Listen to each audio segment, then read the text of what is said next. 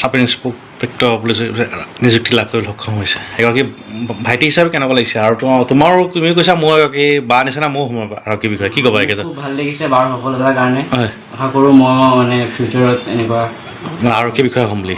ভাবিছোঁ আৰু অসম চৰকাৰে যিটো এবাৰ নিযুক্তি প্ৰক্ৰিয়া লাভ কৰিছে কি ক'বা স্বচ্ছ আৰু নিকা হৈ এবাৰ হৈছে মই অসম চৰকাৰক থেংক ইউ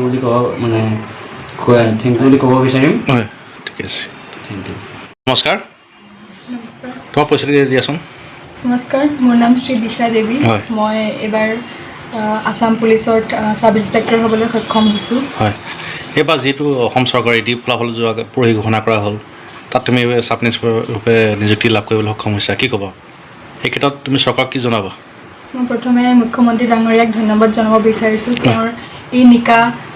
নিকাভাৱে কৰা পৰীক্ষাৰ বাবে মই আজি উত্তীৰ্ণ হ'ব পাৰিছোঁ নহ'লেতো ভাবা নাছিলোঁ হ'ম বুলি সেইটো হয় আৰু এই ক্ষেত্ৰত যথেষ্ট তুমি সৰুৰ পৰাই যথেষ্ট কষ্ট কৰিছিলা আৰু সৰুৰ পৰাইতো এটা মনত পুহি ৰাখিছিলা আগলৈ মই এগৰাকী আৰক্ষী বিষয়া হ'ম সেইটো বাস্তৱ ৰূপ দিলা কি ক'বা এই ক্ষেত্ৰত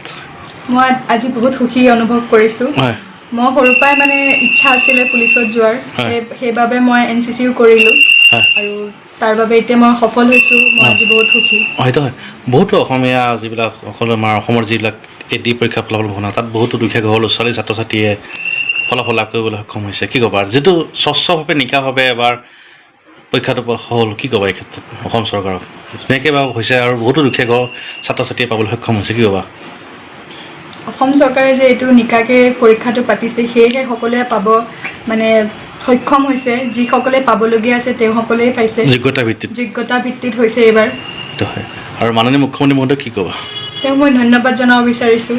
যে আজি মই এইটো পৰিস্থিতিত আহিলোঁ এই সুখী অনুভৱ কৰিব পাৰিলোঁ ধন্যবাদ আপোনাৰ ছোৱালী দিশা দেৱীয়ে সাব ইন্সপেক্টৰ পষ্টত নিযুক্তি লাভ কৰিবলৈ সক্ষম হৈছে কি ক'ব তাই বহুত কষ্ট কৰিছিলে সেইকাৰণে মাননীয় মুখ্যমন্ত্ৰী আজি নিকাভাৱে কৰিছে গতিকে তাই পাব পাৰিলে আৰু যথেষ্ট তাই সৰুৰ পৰাই কষ্ট কৰিছিলে আৰু যথেষ্ট কষ্ট কৰিছে তাই হয় মানে আগৰ সৰুৰ পৰাই এটাই মনত পুহি আছে মই কেনেকৈ আদৰ্শৱান আৰক্ষী বিষয়া হওঁ তাই মানে সৰুৰ পৰাই আছিলে কি মই মানে আসাম পুলিচত যাম বুলি তাই সৰুৰ পৰাই তাৰ মানে এটা আশা আছিলে